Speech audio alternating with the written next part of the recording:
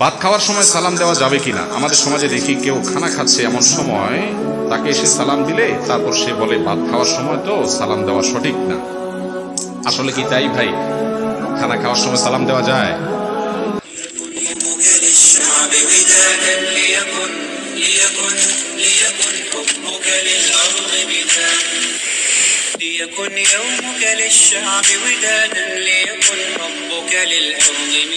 আমাদের দেশে অনেকে বলে খানা নামাজ পড়া সমান, খানার ইবাদত করা সমান, ঠিক না? এরকম বলে না অনেকে?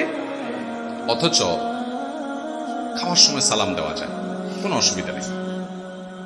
আপনি যে ব্যক্তিকে সালাম দিচ্ছেন তিনি খাওয়ার ফাঁকে ফাঁকে সালামের উত্তর দিবে, যদি লোকমা মুখে তাকে শেষ করে উত্তর দিবে। একান্ত সে মুখে দিচ্ছে, ওই টাইমে না দিয়ে দরকার অপেক্ষা করেন 2-4 সেকেন্ড, একটা পর্যায়ে গিয়ে তাকে সালাম দেন সময় মতো।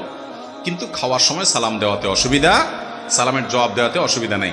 এই যে আমরা ছোটবেলা থেকে অনেকে শুনে আসছি যে খাওয়া নামাজ পড়া সমান, নামাজ আর খানার ইবাদত করা সমান, এগুলো সব আমাদের বানানো হাদিস, এগুলা কোরআন হাদিসে নাই।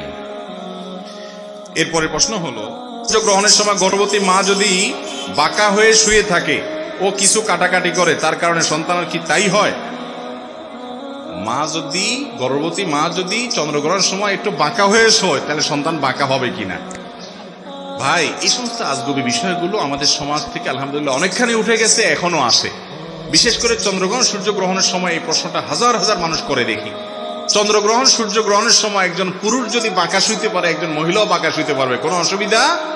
একজন পুরুষ যদি কাটাকাটি করতে পারে, মহিলাও কাটাকাটি করতে পারবে। এই মহিলাদের বিরুদ্ধে যত মিথ্যা ফতোয়াবাজি চলে।